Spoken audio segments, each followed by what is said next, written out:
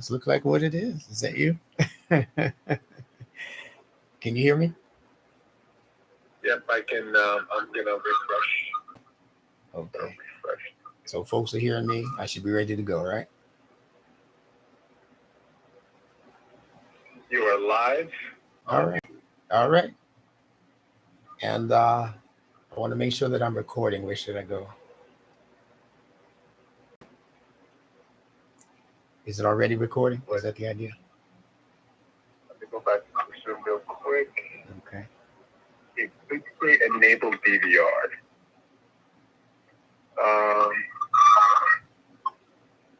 Can you click on edit? Edit. I'm not seeing it. Where is it? William is saying that there's no sound yet. Yeah. Edit is going to be, so click on edit where your mouse cursor is.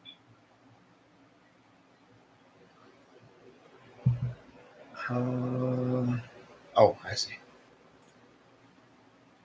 Okay. And then go scroll a little down. Mm-hmm. All right. Let's click on customization now. Where is that? Let's keep scrolling down until we find something that says like enable DVR, or it should be already enabled, but let's just double check.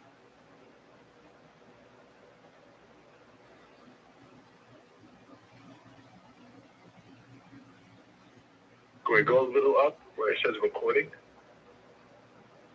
Okay. Add when you're okay. No, so let's go to customization to the tab to the left. Okay.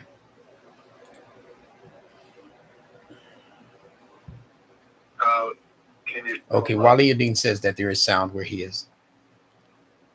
What's that, Instructor? Yeah. Wali Adin just told me that he can hear and see. Yeah. Okay.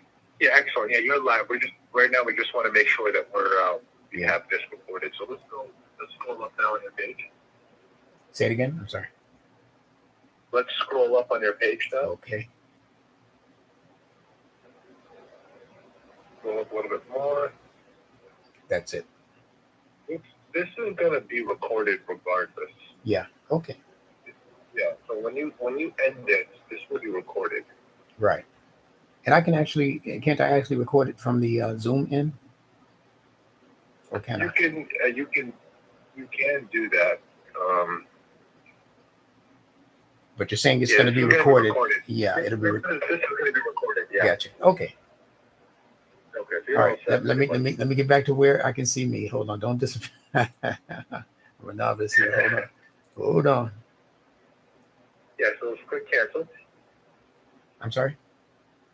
Let's click cancel at the bottom. Okay. Oops. Okay. And now you're all set. All right. This is the page you're going to stick in. Appreciate it. Beautiful. All right. You're Peace. welcome.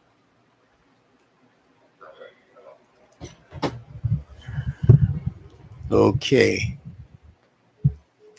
Let me just get verification that everyone is hearing me loudly and clearly. Just type it into the chat box.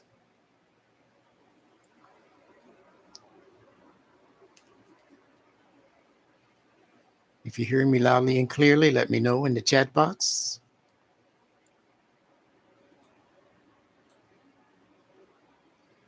William, Habiba, are any of you hearing me? Ahmed?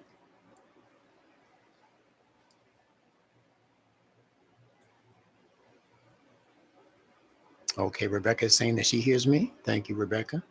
Sherry, I'm assuming she's hearing me. She said, Alhamdulillah. Safia says she can hear.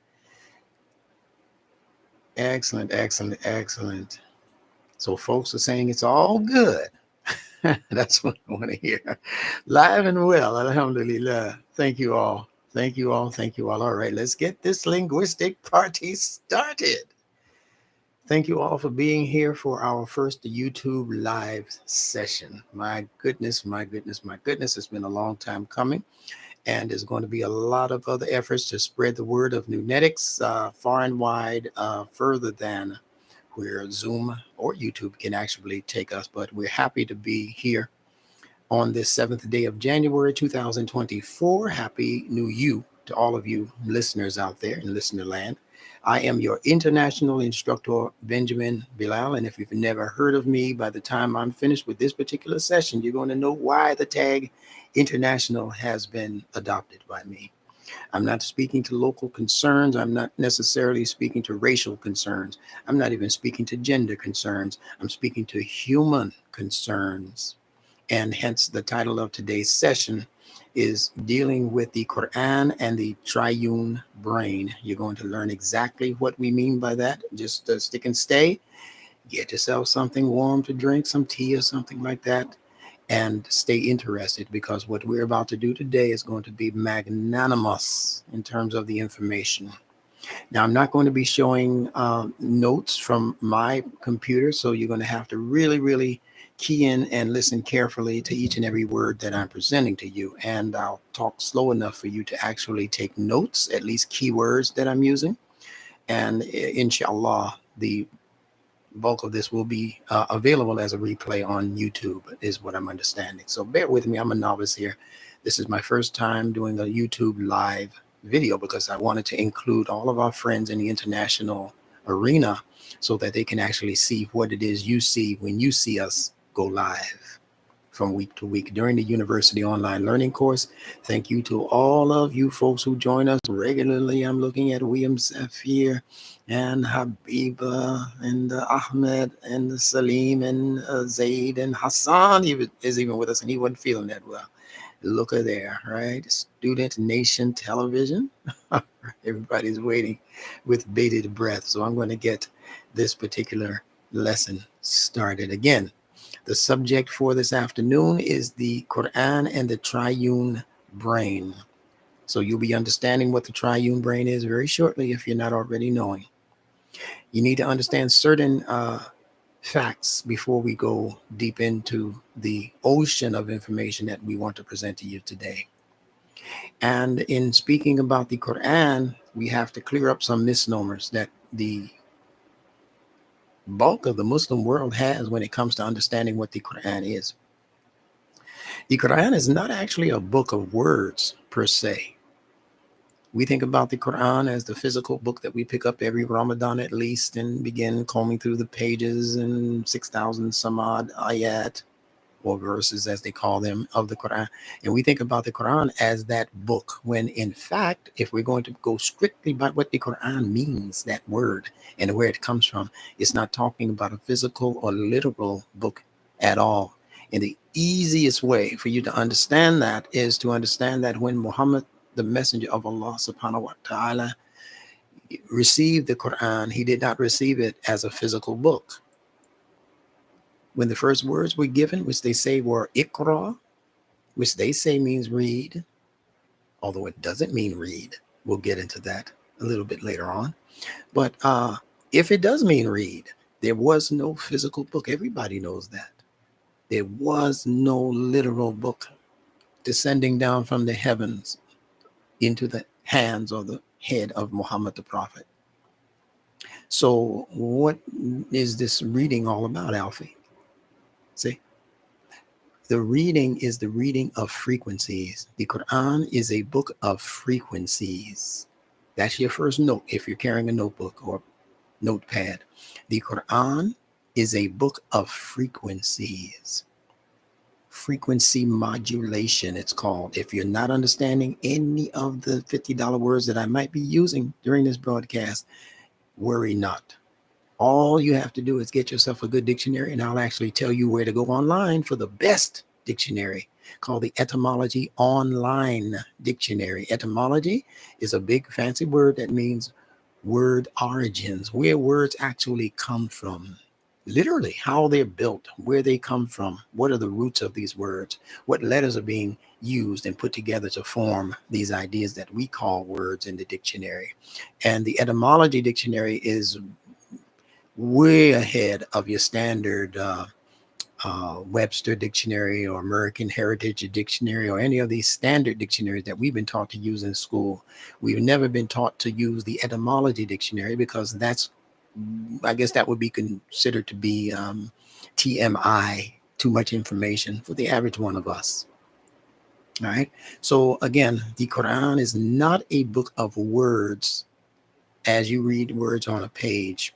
The Quran is a book of frequencies that need to be read by whatever is controlling your frequencies.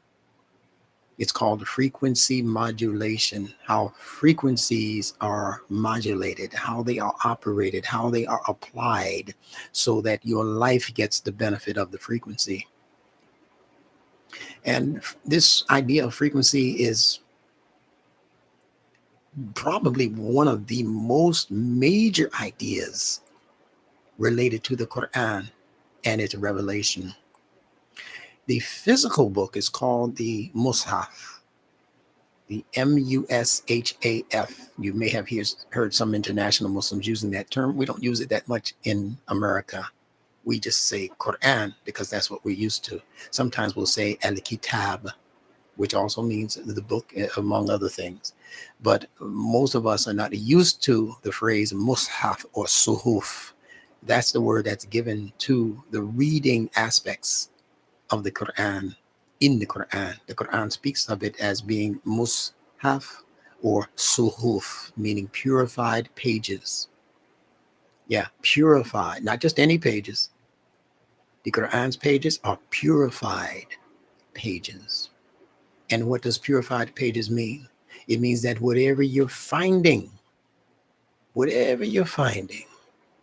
within the pages of your reading in what is called the Qur'an has been made purified. And purified simply means it has been made to be realigned with Allah's fitrah.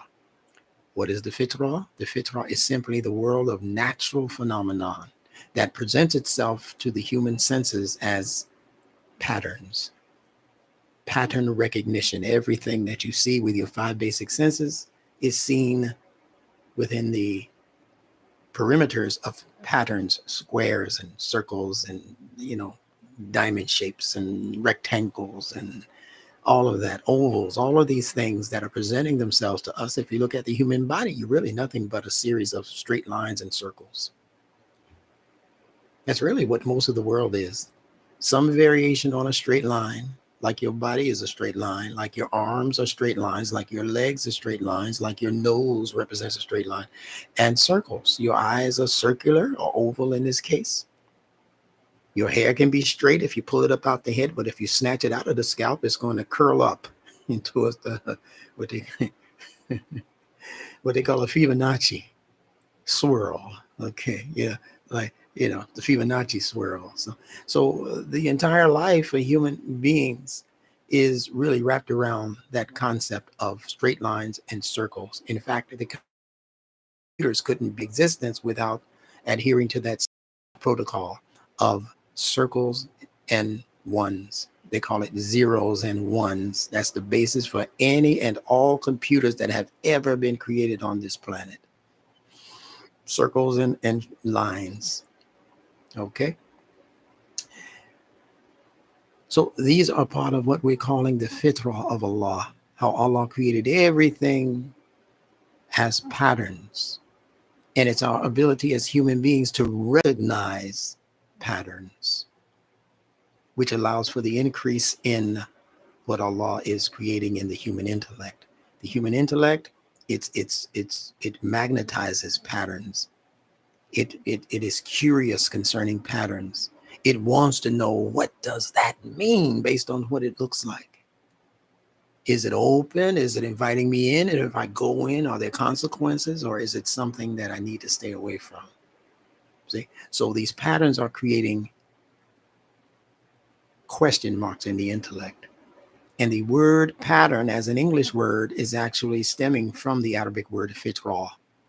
The letters P and F, although one is in English, the other one is in Arabic, they are interchangeable in language. There is no P in Arabic, so the F serves as the substitute. So the PTR in pattern, forget the N at the end, that's a suffix. And the FTR in fitrah, forget the H if you spell it like that, that's a suffix. The PTR in pattern matches exactly the FTR in fitrah. And as I said, the word pattern is actually an extract out of the Arabic word fitra. So many sciences and so much helpful human language comes out of the study of the Qur'an in its Arabic language context. So keep that in mind also. So the Qur'an, a book of frequencies. Frequencies are invisible energies which control us on the invisible levels of intellect, emotion, and instinct. Let's repeat those for those of you who aren't writing. Frequencies are related to what Imam W. Dean Muhammad once called the invisible you within. He said that this outer form that we call the physical body, the flesh and blood body, that's not the real you. What you're looking at in the mirror looks like you, but it's not you, because this flesh and blood, it's just a facsimile. It's just indicators of what's going on inside of you, but it's not you. How do we know that? Because you could lose one or more of your senses. People during the epidemic that just took place, some of them lost their sense of taste and smell. Does that mean that they're no longer human? There are some people, as you know, that get amputations and arms missing and have to get their eyes. Sammy Davis Jr. had an accident and he had to get his eye taken out, one eye. So he wore a patch and then he wore a fake eye for the rest of his life, all the way from, I think, the 50s on up to his passing. So that's not you, your physical eye.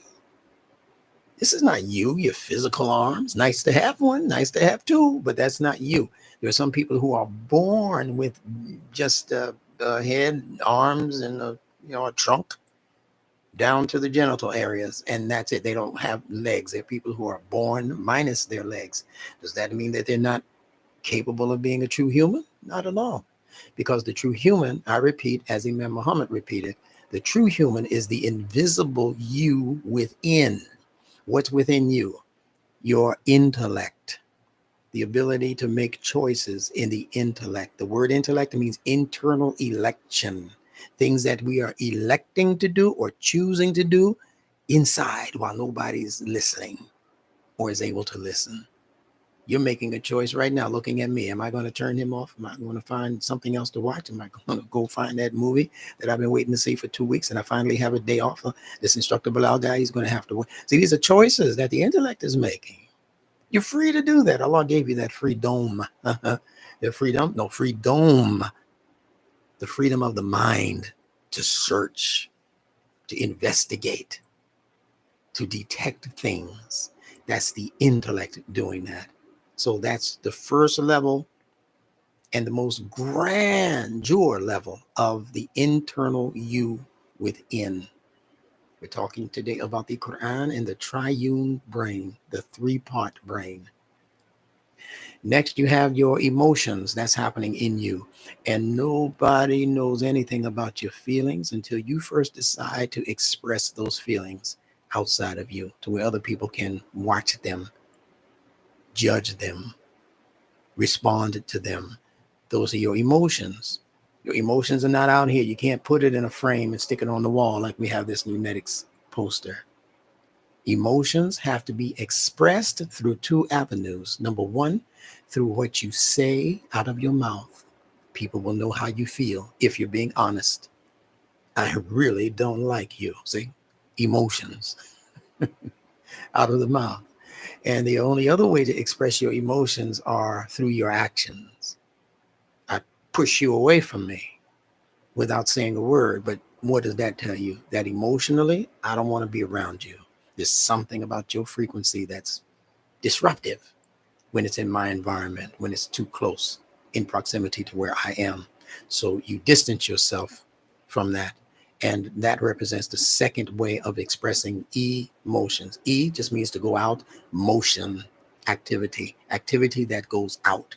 Out from where? From in here as feelings. When they are feelings, nobody is the wiser unless you tell them about how you're feeling. You could be smiling in your face and all the time you want to take my place. You know that song, Backstabbers, smiling in your face all the time. He want to take your place. So you can't judge by what he's doing on the outside when there's something stirring up inside of him on the inside that he will eventually express. So those are emotions, invisible activity taking place on the inside of the human structure.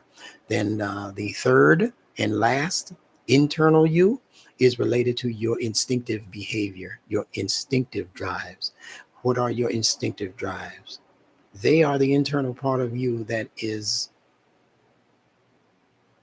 looking out for you as number one, looking out for your survival, looking out for your safety. So, if we were to attach an Islamic phrase to what the instincts are actually doing, we'd have to couple it with the word Muslim. Muslim means one who is geared towards safety and remaining safe. And it's the safety that brings us into the peace and the cooperation that we're looking for. So the creatures on earth that are oriented towards safety are mostly the ones that we are calling reptiles. They are the primo creatures that are focused on survival.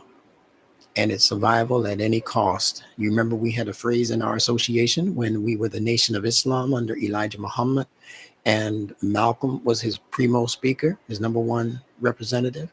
Malcolm used the word in his latter days that most of us remember as by any means necessary. That sounds bold, sounds like the phrase of a soldier, sure enough soldier, but it's actually a phrase born out of the reptilian mind. Because it's the reptile mind that will do things in the interest of survival, and it will do things by hook or crook and by any means necessary, unless the higher levels of your internal you, like your emotions, your feelings, or your intellect for sure, can actually change the direction that the instincts are driving you towards in terms of survival by any means necessary. No, you don't have to survive by any means necessary. You can have the intellect and make a choice when it comes to life and death. You could choose death, as many people do. People stand up for a cause that they believe in, and when the opposite soldiers or the opposite forces come against them, and they say you have to do it our way or the highway, or we're going to kill you, or we're going to hurt you, or we're going to do this, that, and the other, the person says, well, just do what you got to do, because I have principles. I'm not going to succumb to that level just to placate you in order to live another day. I'm not going to do it. And people make a resolve. That's an intellectual and an emotional positioning that people take. Isn't that wonderful? So these are the levels of internal activity that human beings come into, and that only the human being can come into as far as the intellect goes. Other creatures, other mammals can come into the emotional part and the instinctive part. That's just the natural part of the mammal existence. If you're a serpent, then you're not even really coming into the mammal level of internal activity. You're really based primarily in the instinctive drives. So the snakes, the turtles, the iguanas, the reptiles, those creatures, they're existing basically for survival. And they are what you call fight or flight creatures. That means that when they encounter other creatures that might be hostile, if you will, to them, then if they think they can beat that creature, they're going to fight. But if they don't think they can beat that creature, they're going to flee. So they call the reptile brain or the instinctive brain the fight or flight brain for that reason, because again, it's geared towards survival. So let's recount those three again. The human being is based on frequencies.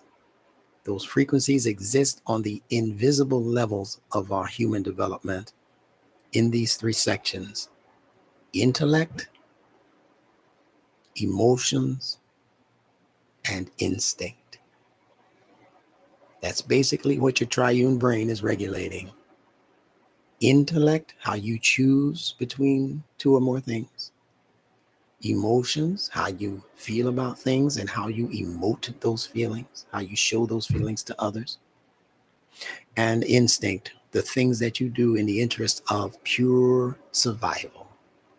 Now, in the Bible, for you Christian readers, or for those of you who used to be Christians who want to know more and learn more about the importance of Bible language, these three areas are given to us, surprisingly, as Adam, Eve, and the serpent. Adam is the intellect, the choosing mind, the mind that is supposed to remain wide awake because you never know what choices it might have to make. Then you have Eve, who represents the emotional you. Eve is the one who had to take control when Adam was put, supposedly, according to the Bible, into a deep sleep. That's what the Bible says, Genesis, that Adam was put into a deep sleep. So what happens when the authority figure goes into a deep sleep? The next in charge has to step up and take control. The next in charge was Eve. So she's the one that had to deal with a third party who came along called the serpent or the snake.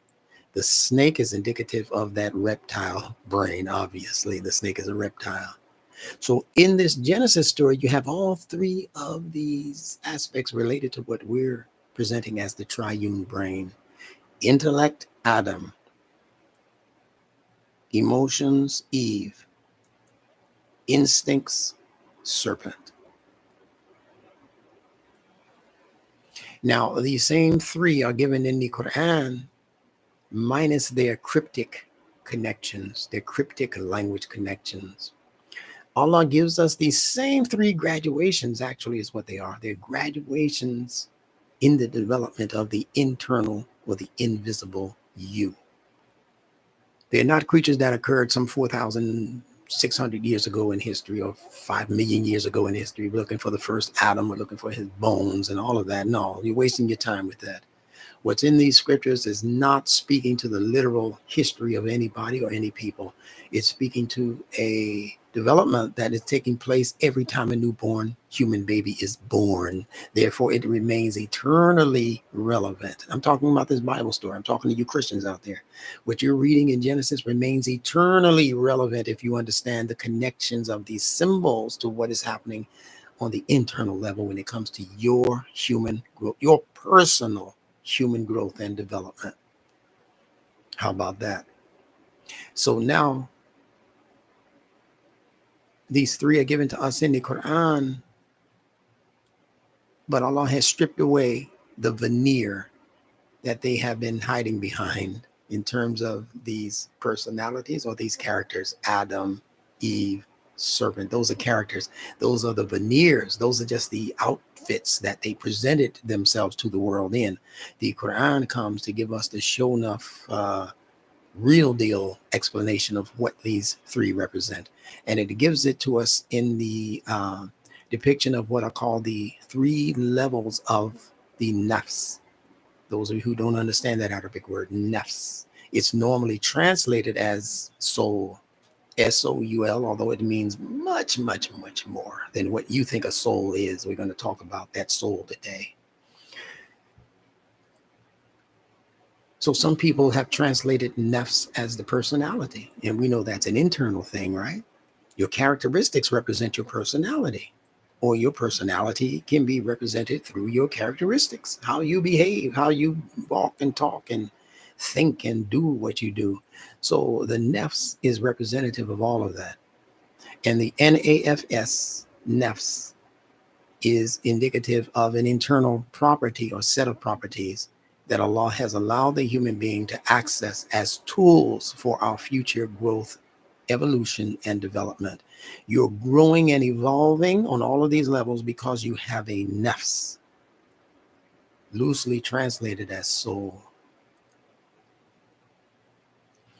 So what are these three levels in the Quran? The Quran speaks about a level of the nafs called nafsin amaara. Nafsin amaara. And they translate that as the commanding soul. Imam Warathuddin Muhammad translated it as the insisting soul. You know, there's a difference between somebody who's standing over you, commanding you to do things, and someone who comes along and really just insists that you do things. They're not being violent towards you or anything, but they're just constantly coming behind. The last time they came behind you and said, listen, I'm not going to let you go until you actually do this thing. Have you done your homework, Johnny? I insist that you do your homework before you eat dinner and dessert and look at television. No, I insist that you do this first. So it is a command, but it's an insistence on the part of the person who is asking you to do that. That's what nafsin amaara, the word amar, that is connected to the word amaara, is speaking to that insistence. It's speaking to that commanding person, like an admiral in the Navy. The word admiral comes from the Arabic word amr and amir. Amir means the prince or the ruler. He's the one shouting out the orders. He's the one barking out the instructions. The amir, right? So la amara is speaking to that phenomenon. That's the first level, the foundational level of the human soul. How do we know that? All we have to do is not to go graduate from college or university to know that. All we have to do is pay specific attention to every newborn infant and the nature and circumstances under which that infant is operating. That infant, if you watch it long enough, and I'd say long enough is if it's awake, just watch it for an hour or more, and you're going to see that baby get hungry. And when that infant gets hungry, guess what it's going to? It is going to insist that you feed it something. Yeah, it won't stop wailing until you actually put the nipple in the mouth or put the, whatever it is that it takes to satiate that baby's hunger and thirst. That baby won't stop having a hissy fit until you have actually placated their hunger and thirst. How beautiful that is. That's what you have to do. Make sure that its hunger and its thirst is being satiated. And this phenomenon is replete throughout the Qur'an. Allah speaks about the group called Quraysh, the Ilafi Quraysh, for the protection, for the covenant that has been made with the Quraysh, of the Quraysh. And then at the end of it, Allah speaks about its situation related to hunger and thirst. Yeah, because this is a natural inclination. It's a natural commandment in the human body. Forget the soul. Do you know that your body also has a soul? You think about your soul as something ethereal, spiritual, otherworldly. This is why I hate to just use the word soul. Because this human soul is more than that. The human soul is layered. How wonderful is that? It's the Quran bringing us that information. Societies like ancient Egypt brought us that information prior to the Quran, but not in as clear-cut terms as what the Quran presents. This is beautiful. So that baby is born with a commanding soul. It's born under the auspices of la amaara. And look at this. It's not just amaara, nafsin amaara. That little la in there means something. It's called the la of intensity. That means that it's not just commanding, it is intensified commanding, like you find in that newborn infant. If you don't feed it or clothe it or shelter it or change its poop or its pee or whatever you need to do when the diaper gets full, you let it sit there in that diaper for enough time. It knows in its natural, instinctive decency nature, I ain't supposed to be living like that. I'm sorry, I was born out of a bathtub. Not gonna let you stink up my world now that I'm out here with you. You're supposed to know better, adult. You're supposed to know better. Don't leave me in this funk. I'm not Rick James. I'm a human. I'm a decent person. So Allah has clocked decency into the human nature. How beautiful is that? It's not your mama and daddy who taught you to be decent. It's not your school teacher, your principal, who taught you decency. It's not your job that taught you how to be decent and civilized. It is actually Allah subhanahu wa ta'ala, highly glorified as the source creator. And when we say Allah, we're not talking about some Arab God. We're talking about the source creator of all. And the word is just given to us in the language of what's called Arabiya or Arabic. No big deal. You can say God if you want, if you understand that you're talking about the oneness of the creator who began all of this, who was before all of this, who will be after all of this, when all of this has poofed, disappeared by whatever way Allah decides to do that, there will still be the source creator, Allah. That's the one we're talking about. And if that's who you're talking about, we're talking about the same source creator. Now, that's lawwaama, the insisting soul, seen upon the arrival of every newborn human baby. The next level of the soul is called nafsin lawwaama. Lawwaama. And that has been translated by some translators as the self-critical soul. The soul that looks at itself, and before it really does anything of consequence, it asks itself the question, am I going to be blamed for this if it goes wrong?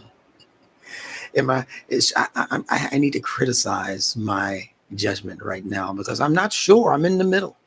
I'm not sure if this is the right thing to do or if this is going to cause some severe consequences for me or somebody else who I might be involved with. So before you make moves, it's not like that amaara soul, that intensified commanding soul. Do this. I don't care what the consequences are. Life or death. Give me life or give me death. You remember that guy in history? Yeah, that guy. By any means necessary. You remember that guy in our history? Yeah, it's not that soul. It's not that soul. It's an evolutionary soul that is developing within each and every one of us if we allow it to. It's the self-critical soul, the gangbangers in the local neighborhood. They want you to join them now. You're 13, you're 14, you're a little bit brolic, you know. You've been working out a little bit at 13 years old. You're in the little gym in school and all that. And the gangbangers see you and they say, oh, he might be good for what we want to do. And they approach you and say, hey, listen, man, Rashid, you need to just come on, be with us, man. Join us, man. Here's what you get for being with us. You get a nice gang jacket. You get a little chump change to put in your pocket after we go hit the old lady in the head, of course. You know, we're going to split that with you. And yada, yada. See, you get all of these benefits to being in our gang. So unless you're deciding to join a gang because you think it represents your survival, like if you don't join this gang, you won't be able to live on this block. Then people join because of survival needs, amaara needs.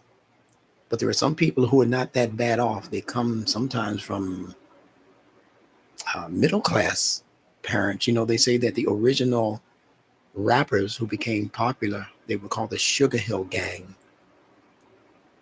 And, you know, they rapping about this and rapping about that. And then they had other rappers come behind them, hip hop artists come behind them, and they started talking about the woes of living in the ghetto and ghetto life. And I'm going to do, when they started into all of that violent stuff, I'm going to get you, I'm going to do this, I'm going to do that. Some of those rap artists were also from middle class homes in Hollis, Queens, you know, those kinds of places. You know, they weren't suffering from no gang banging activity. They were following a script.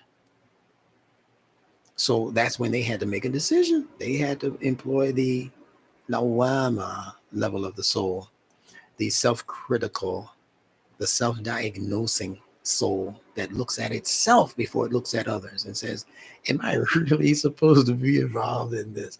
Is my mother going to be, you know, that kind of thing. She's going to come out here and pull me by the ear back up into the projects or into the house in Hollis, you know. So that's the part of the soul that we're talking about. The soul is not some spooky Casper the Friendly Ghost type thing in you. That's not what the soul is. The soul is real. And it consists of these frequencies operating as energies within you that you, surprise, surprise, actually have complete control over. as far as decision making. You have complete control over what your soul decides and implements.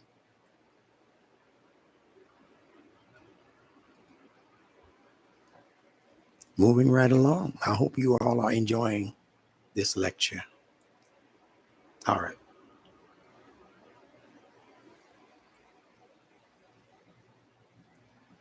Thank you, William. He's my note taker over there in the comment section. That's beautiful. Oh, man. Either ja'a nasrullahi wal fath. When comes the help of Allah and the victory? This is a part of the victory. This stretching out to reach more and more people. So thank you.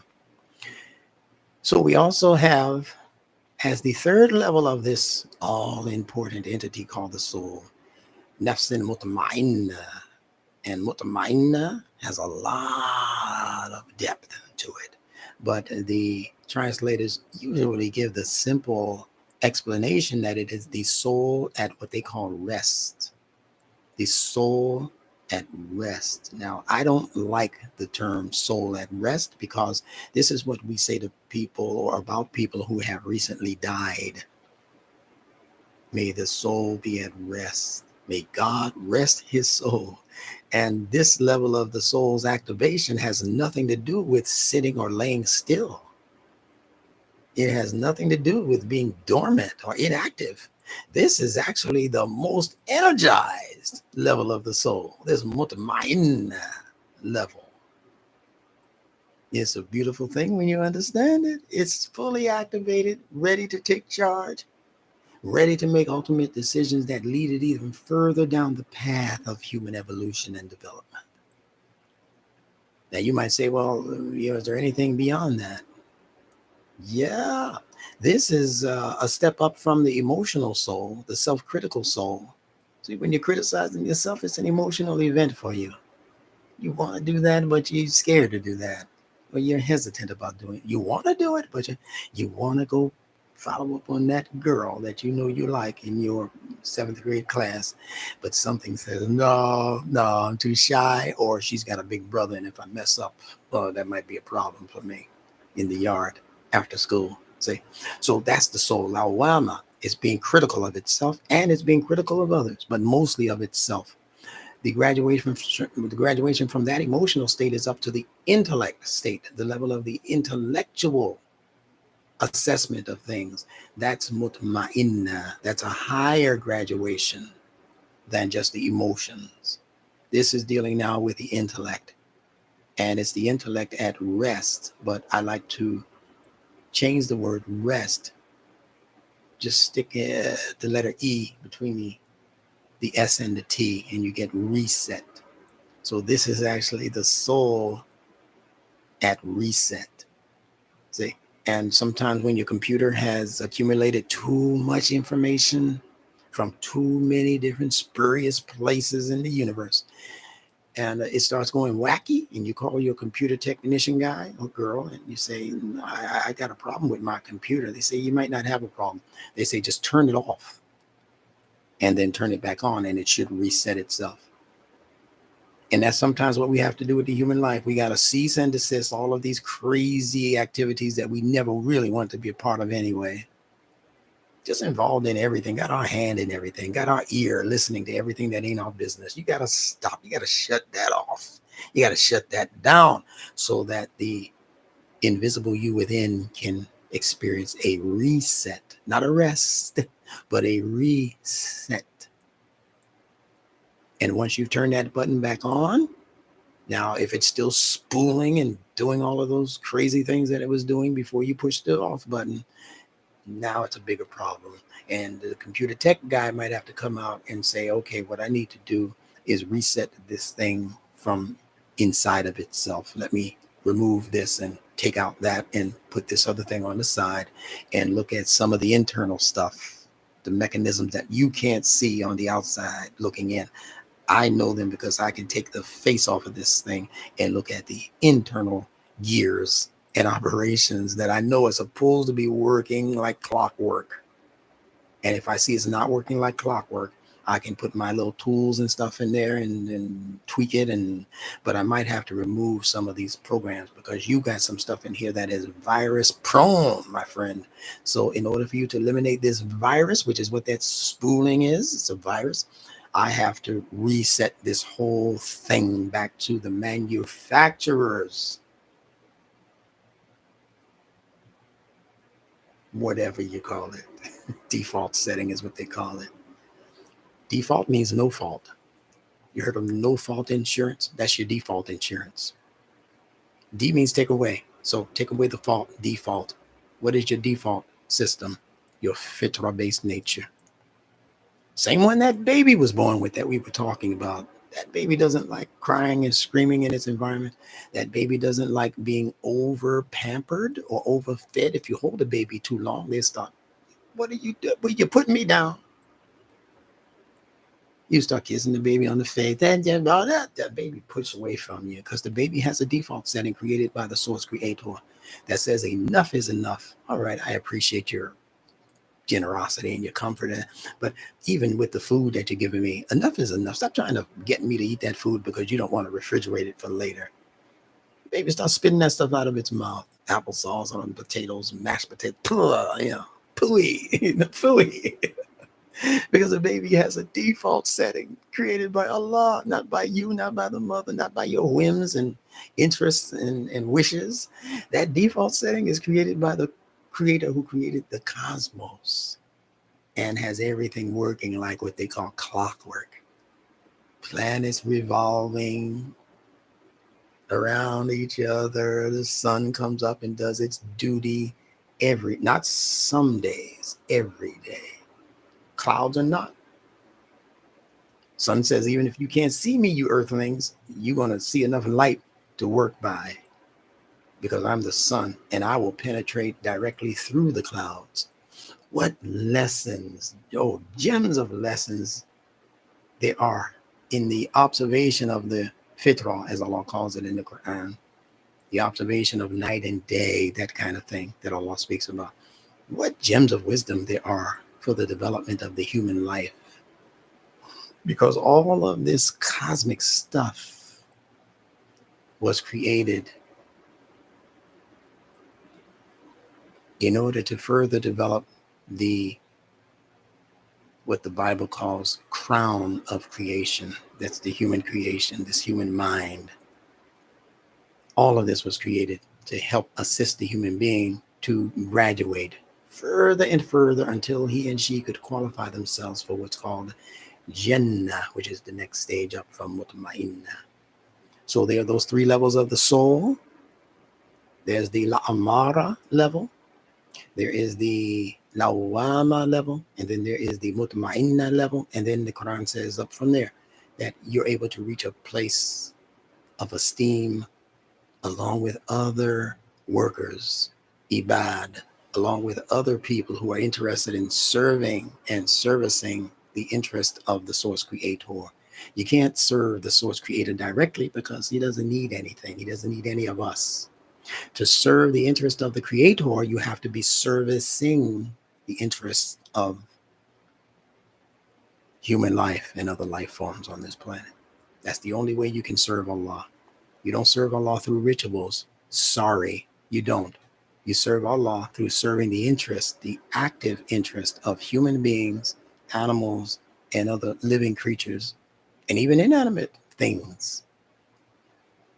Yeah, that's how you serve Allah, by servicing his creation. What other way can you explain it when you will be the first one to tell me that Allah needs nothing? And you learn that from reading his Qur'an. Allah has no needs. He is self-sufficient. He is singular and unique, and there's nothing to be compared to him. So he doesn't eat, he doesn't sleep, he doesn't slumber. So what is all of this ritual stuff that we're doing? Calling ourselves praying to Allah and giving service to Allah. The only way you can serve Allah is to serve each other. And it's very interesting that the people, in my estimation, who do the most of rituals are the ones who do the least service. Yeah, what time do you have? You don't have no time left to serve humanity. You so busy servicing the prayer rug. I want y'all to think, I know it sounds harsh to some of you. I'm making somewhat of a reputation now for being a little bit of a rebel when it comes to what Muslims have traditionally invested in as what they call religion, when in fact there's nothing in the Qur'an to equate with the English term religion. You might think it's the term deen. Yeah, deen Allah. We're following the religion of Allah. No, deen does not mean religion. The meaning of religion is clocked into the English word itself. Means to do something over again. Religion is related to the word ligament, and ligaments are attachments that can be severed. Once severed, if you want to walk again and your tendons and ligaments have been severed, you have to get surgery for that. And it's the surgeon who has to go beneath the surface of your skin and begin to reattach, realign those ligaments. You come with a natural alignment created by Allah subhanahu wa ta'ala. That baby, if there's nothing clinically wrong, medically wrong, when it's born, then that baby has a natural disposition. That's what the fitrah is. It's your natural human disposition with all of the necessary connections and functionality necessary for normal, natural growth and development. That's deen, not the reattachment of things that have been broken apart. That's not deen. That's realignment. Realign and religion are the same word. So you don't need to be realigned through something called religion. You need to be reintroduced to your fitrah. And that's what the Qur'an is doing. And Allah says, let there be no change. La tabdili. Say, let there be no alterations in the creation of Allah. It is your fitrah from beginning to end is what you depend on. And that is where deen is operating. Deen simply represents the foundational level of creation that Allah created all of us on. The foundational, the fundamental level. If you look at the consonantal connections, which is what our numetics system or method is all about, connecting consonants throughout various languages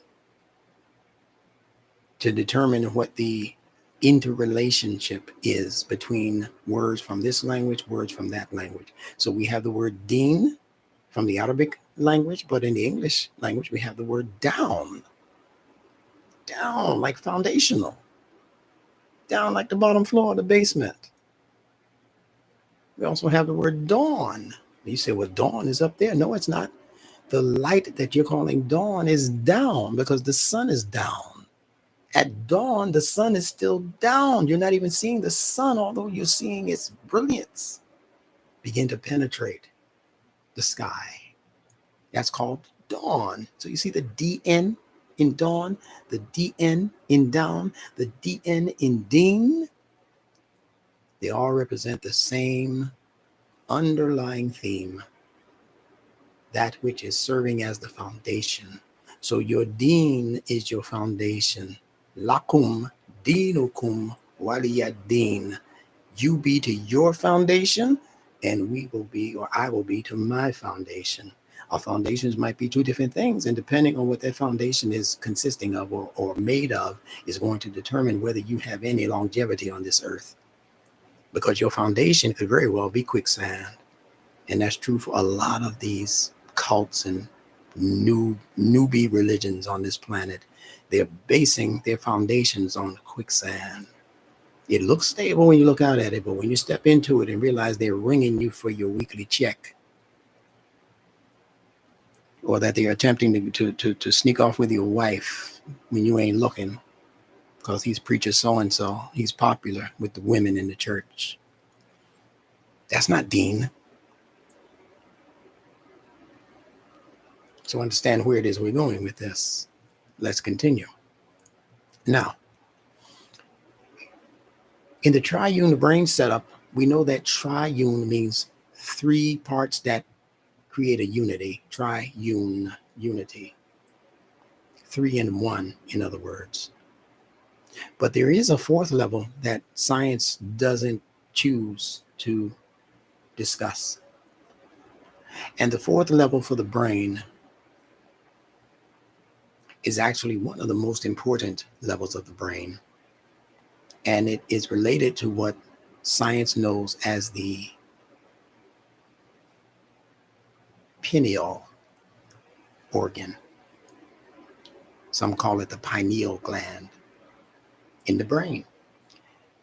It sits in the back of where your two physical eyes are. If you see the brain, the inside of the head, you're going to see that straight behind in the back, actually in the middle of the brain, but towards the back of the brain is something called the pineal gland or the pineal organ. And interestingly enough, it's the only part of the human brain. This is going to be fascinating if you haven't heard it before. It's the onlyest, as Muhammad Ali used to say, the onlyest part of the human brain that consists as a whole entity. Every other part of the brain exists as fractions. The left hemisphere, the right hemisphere, the hind brain, the frontal lobes, and the forebrain. And you can separate out those pieces and put them back, and they do different kinds of things, you know. They're related to different kinds of concepts and perception and that kind of thing. Some are more imaginative in what they do. Others are more practical and rational in what they do. So all of these different parts of the brain are controlling different kinds of centers related to the internal you. But the pineal, that little pea-sized object straddled in the middle of the brain, is whole and consistent.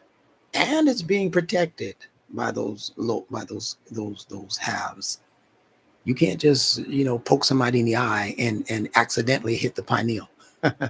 In fact, when you're born, oh my goodness, when you're born, your mama and your grandmama and your great grandma used to always tell the siblings, no, you can hold a baby, but don't touch him on the top of his head. That right there, they call it the soft spot. You remember that, mama, grandma? They call that the soft spot. Don't touch him in his soft spot, because the soft spot is where Allah is continuing to develop that pineal, and it needs that level of protection. So he made it soft to the touch so that when mother touches it, she knows automatically, oh, you're not supposed to be pressing on this part of the brain. This part of the brain is still in development. So that's what that is. It's designed for protection, for ultimate protection from outside harm.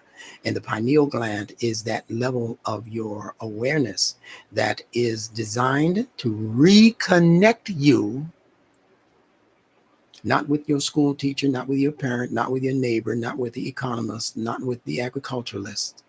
That little pea-shaped part of the brain is designed to reconnect you to something that you were connected to in the womb, and as soon as you were born, you were still connected to it. It's called the cosmos. It's a tool for re-engaging the cosmos. Now, that might sound spooky and sci-fi and all of the rest of that, but it's only because you don't understand your total makeup.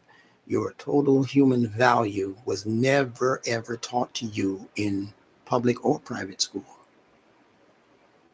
The school you need to go to understand what I'm talking about right now is the school of scripture, because it's in every scripture. Every scripture, bona fide scripture, is speaking about the phenomenon of these brains as I've outlined them for you, and also the importance of the pineal. Jesus mentions in the New Testament that if your eye be whole, your life will be filled with light. If your eye be single, that's how they translate it. The single eye, talking about the pineal. In the story of Jacob wrestling with the angel, it says he defeated the angel and then he laid down on a stone to get some sleep. He went into a dream state. And it says that the stone was called pineal, very close to the word pineal, isn't it? Pineal, that was the name of the stone. And this is a stone, that pineal stone, that pineal gland, that pineal organ. They call it a vestigial organ. That means it's a vestige. It's an ancient relic that is no longer necessary in the brain. Oh, how these weird social manipulators have been weaving their webs for thousands of years now to take the most important part of your brain out of commission.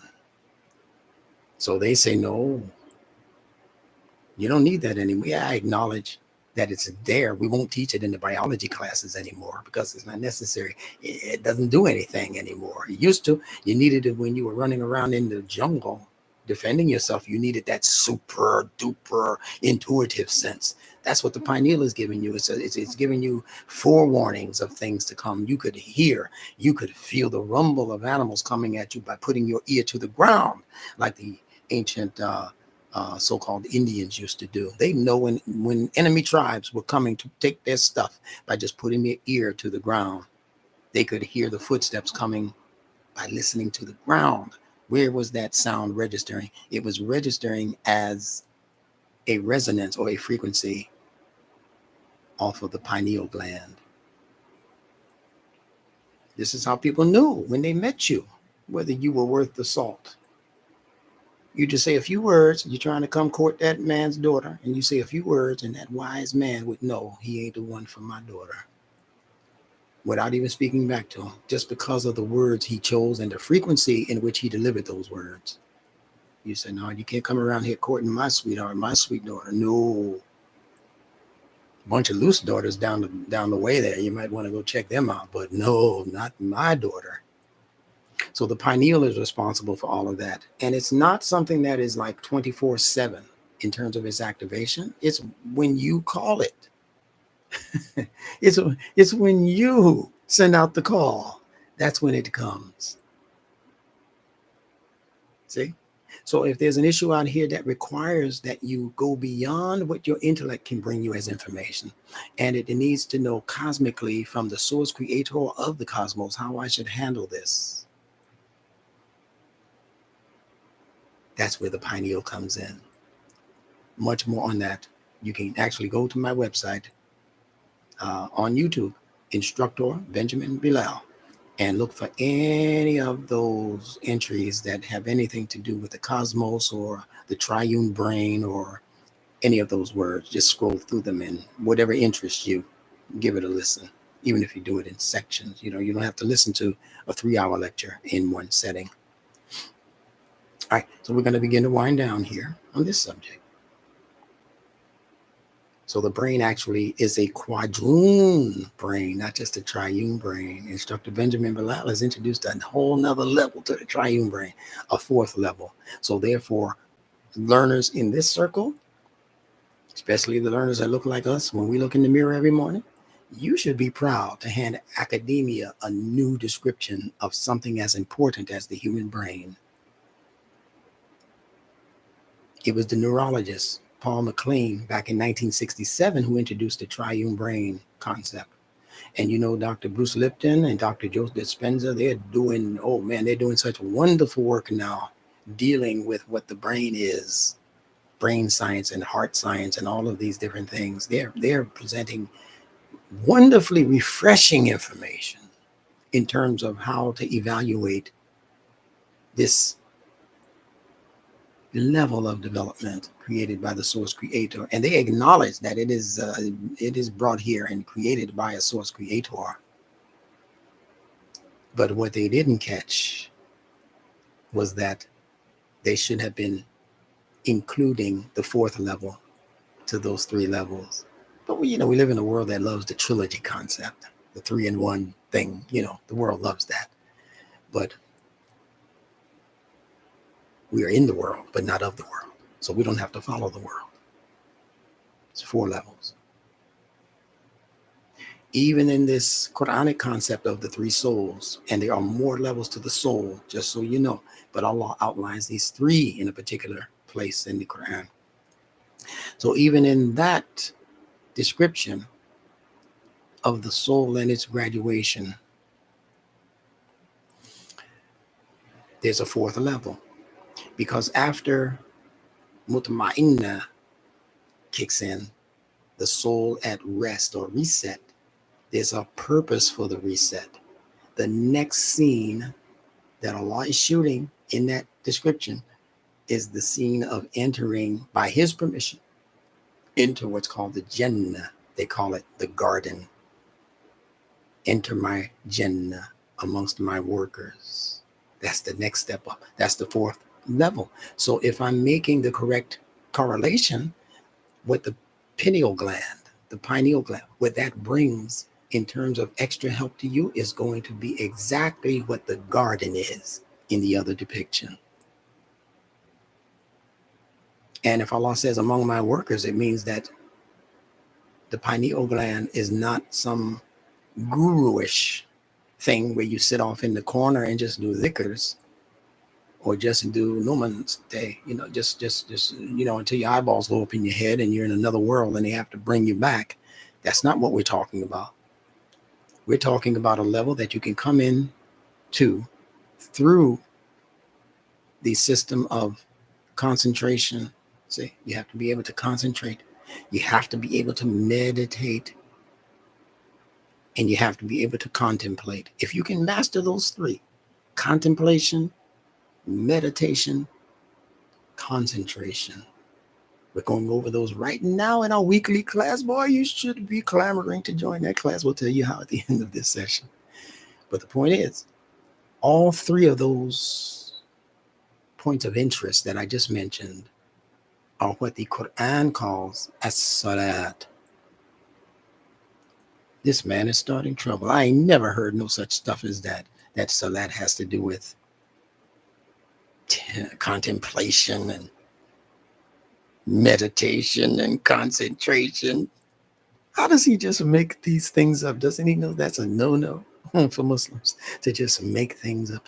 Yeah, I know that. And that's why the majority, I would say 85% at least of what you've been taught is Islam, has nothing to do with the Qur'an. So if you want to know where the fabrications began, they began about, I'd say about 1300 years ago now, amongst the mullahs and the ulama of the Muslims in that time, beginning in the area of Persia, ancient Iran, spreading all the way into Africa, all of these other places where they established these falsehoods that they began to put the label Islam on, not al-Islam, as it's given in the Quran. It calls it al-Islam. They didn't spread al-Islam. They spread what they gave to the world. They called it Islam.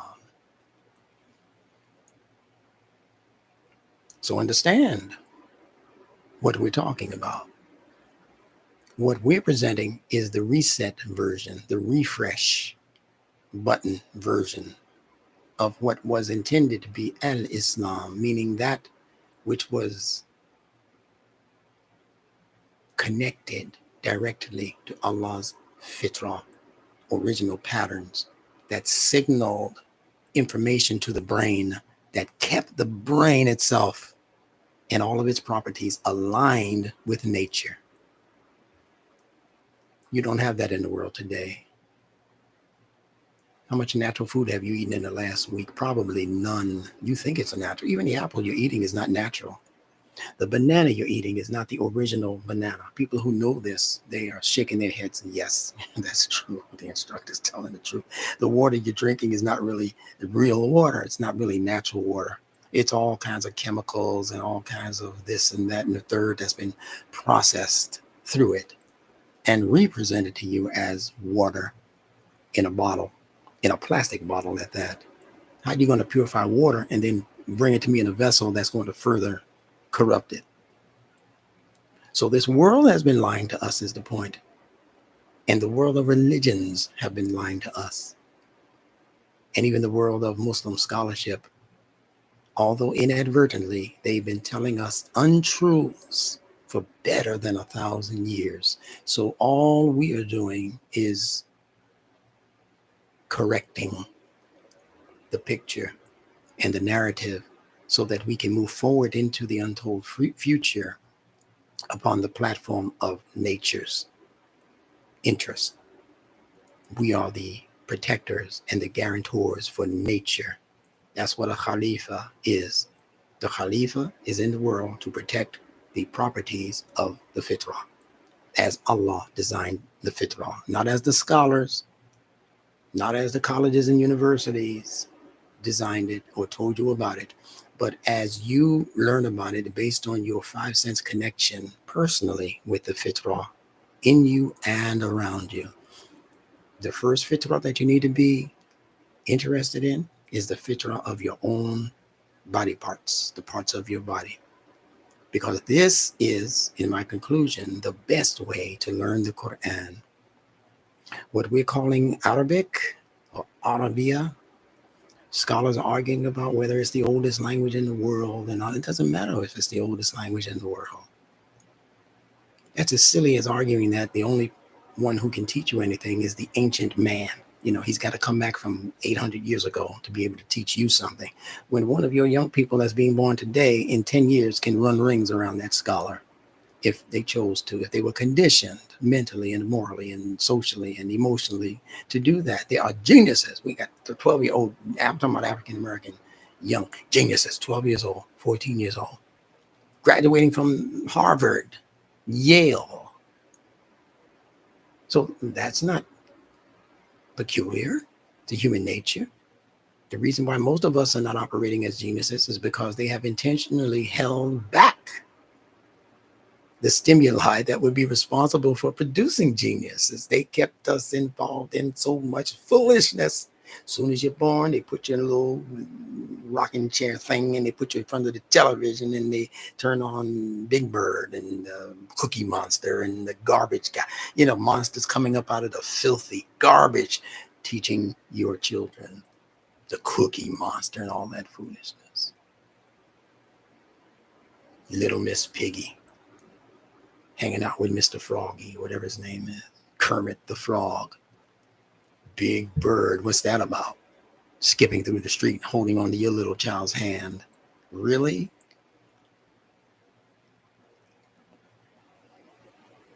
I'm just trying to help you think. I ain't trying to start no trouble.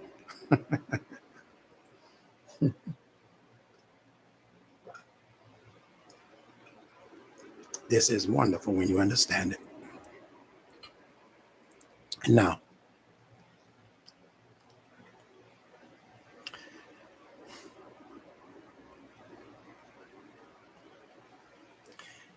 the way to save ourselves, as Allah asks us to do in the Qur'an, He said, "O you who have accepted Iman or faith, Ya ayyuhalladhina amanu."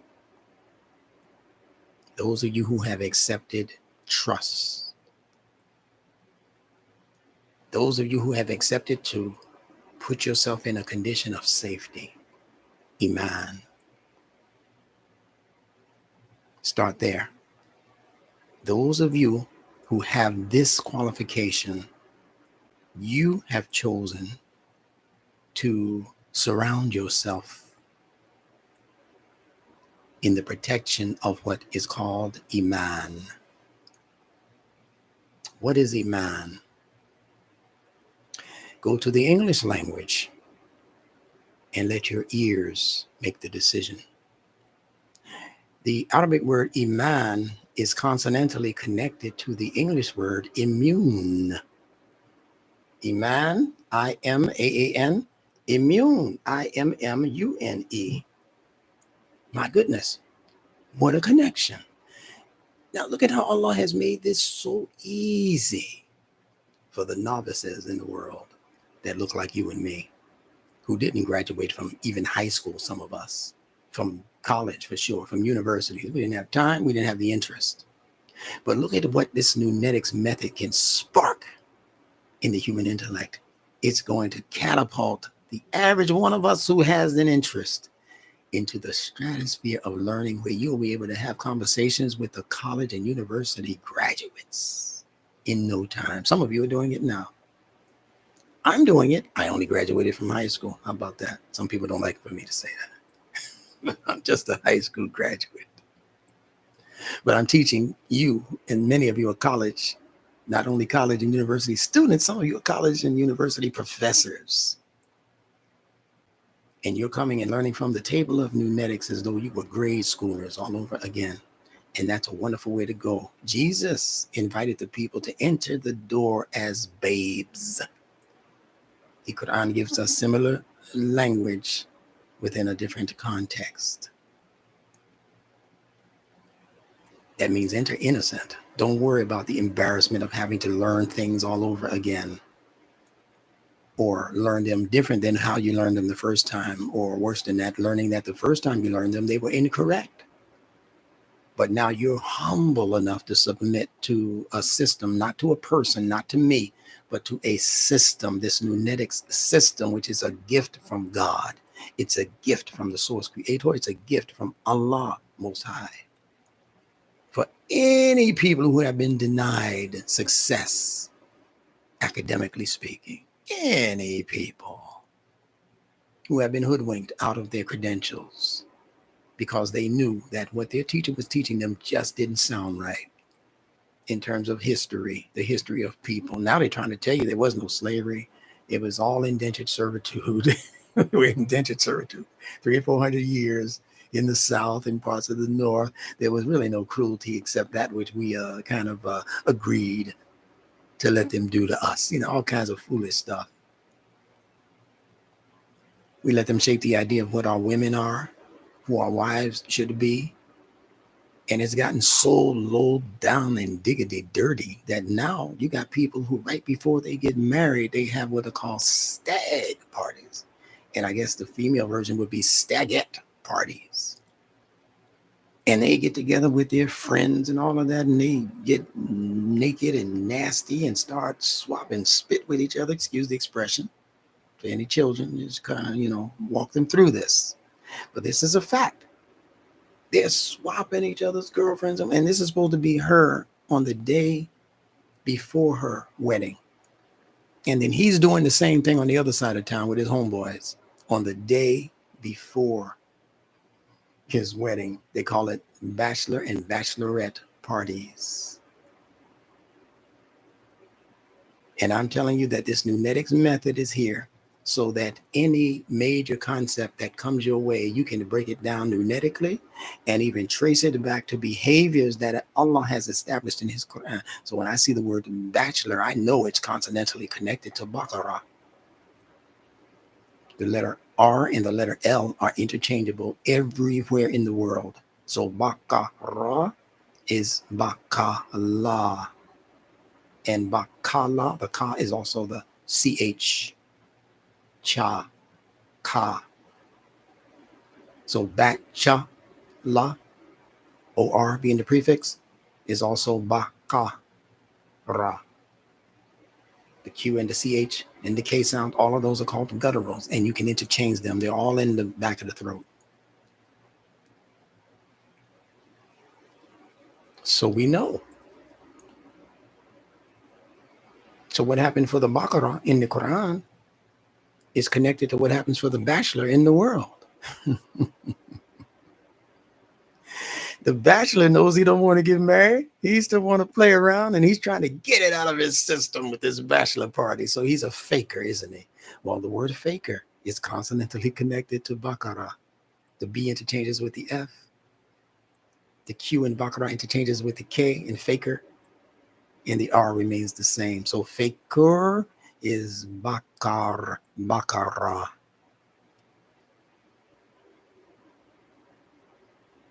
Those same three sounds are interchanging with also the position of the head of the Catholic Church.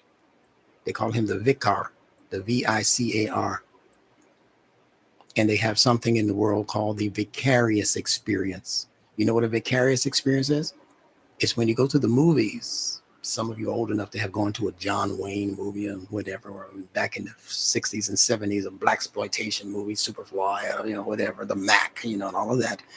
And you're looking at the hero gun down the so-called bad guys, the police.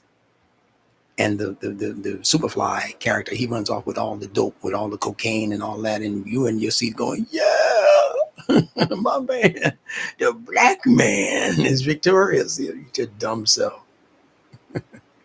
But what happened just now, you saw yourself in the role of Ron O'Neal, the head actor who was playing Superfly. And every victory for Superfly was a victory for you inside. That's called the vicarious experience. It's the same experience that people come into when they're watching football, looking at their favorite team make the touchdown, and they are right there on the line as he makes the touchdown. Yeah, it's like it's just as if they made the touchdown. That's called vicarious. It wasn't you, partner, but you put yourself in the position of the person who it was. That's a vicarious experience.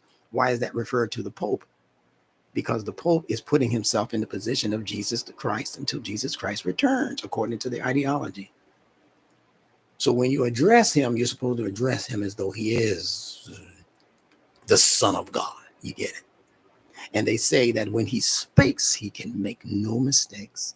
When he's just going shopping in, Walmart, and he makes a mistake or says something offhand, or that's the human in him. But when he's on the pulpit and he's telling the entire Catholic world what the deal is, what God said, he can't make a mistake according to their ideology, because he's God. Boy, it don't get no more baccarat than that, does it? You remember how they looked at the baccarat in the Qur'an? They looked at the cow, so-called cow, the calf, the heifer. Really, it's a heifer. They looked at that heifer as though they couldn't peel their eyes away from him. They thought, because of the coloring, the colors of the heifer. Moses asked them, he said, what color is she? Oh, a beauty to behold. He said, it's like a saffron, like a golden, kind of reddish, golden, brownish. Okay, they couldn't even describe him.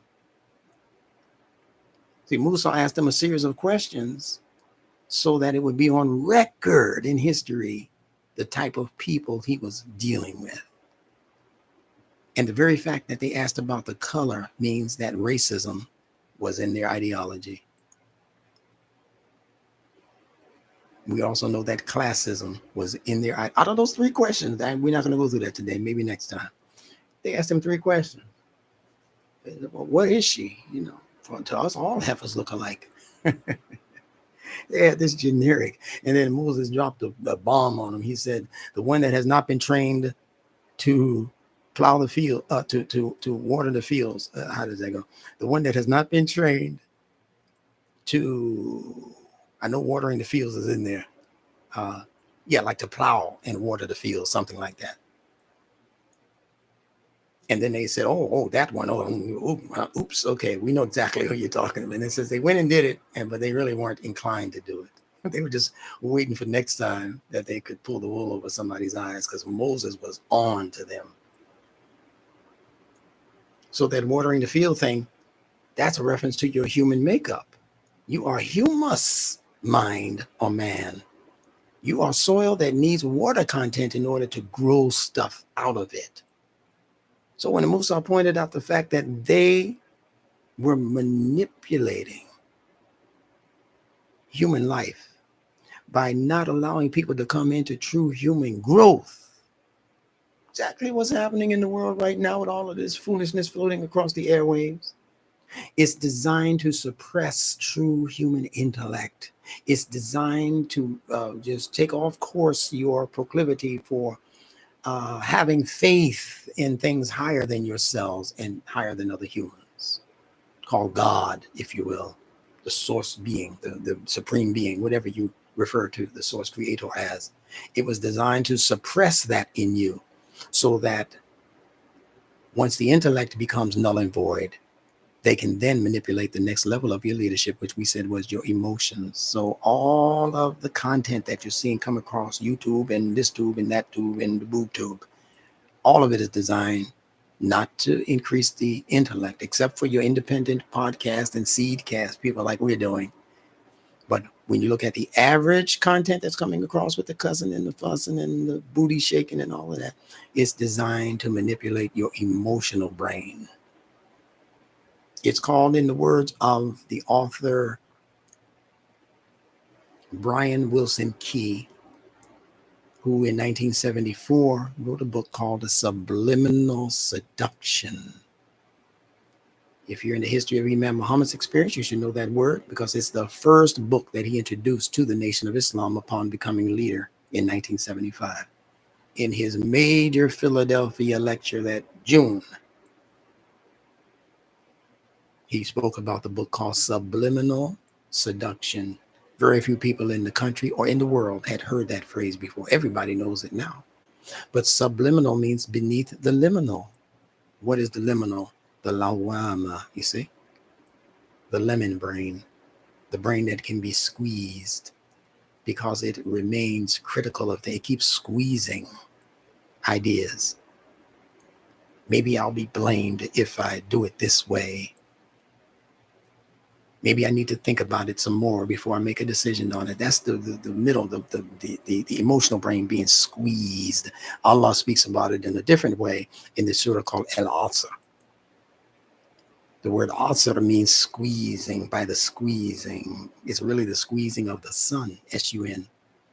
When the sun begins to set, it seems as though the light is being squeezed out of it as the world around it becomes darker and darker. The light is, when it's coming up, the light is being increased, but as it's going down, asr time, sunset, the light is being unfolded and squeezed out of it until it becomes a reddish ball that's not even giving you enough warmth in the wintertime to feel comfortable with it.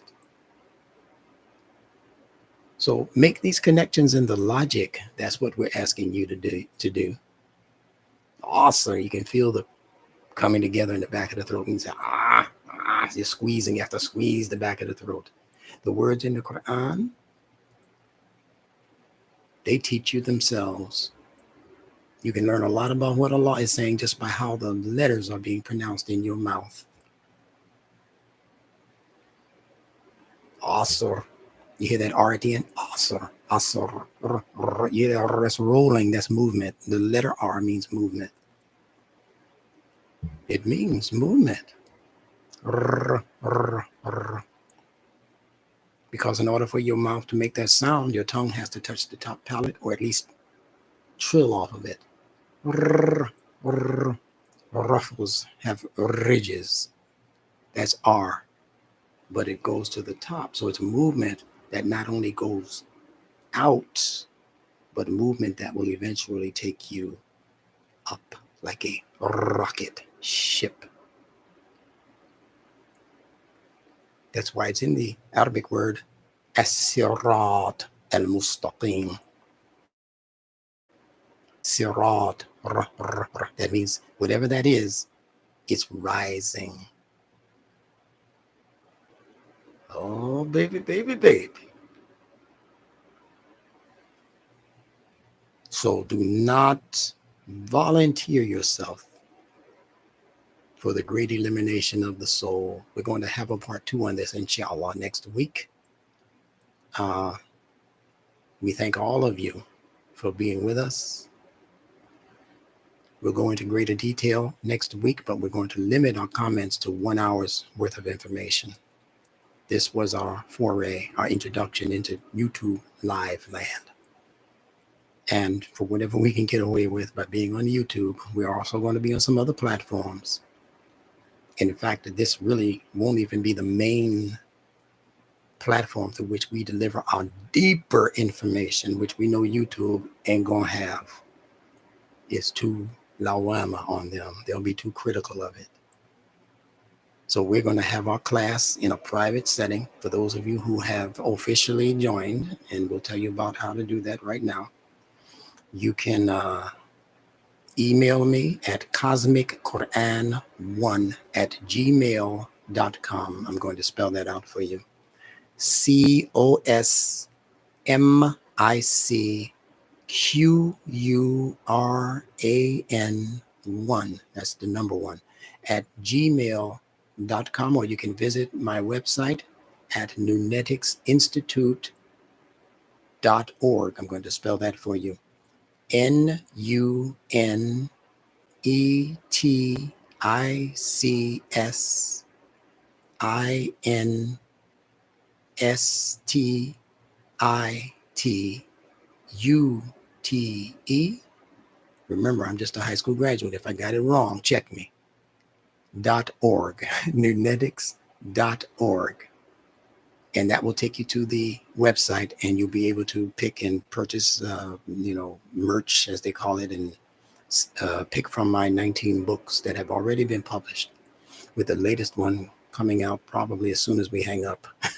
And that will be volume 2 of the true meaning of the Salat. 19 profound books. So make your way to the website and choose. Those books will be mailed out to you. All of them are quality. I print them myself. I take them to Staples. I get the binding on them myself, and I put them in the mail myself with my very own hands. That's love. So with that said, I'm going to close out for today and finish my book. Get these envelopes ready.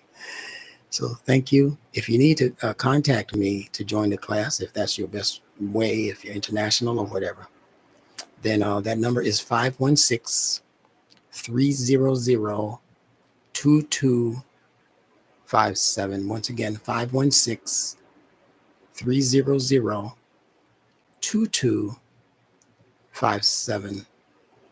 And I'm hoping there's a way that these comments can be preserved. I'm not technically savvy like that. If someone knows, please tell me.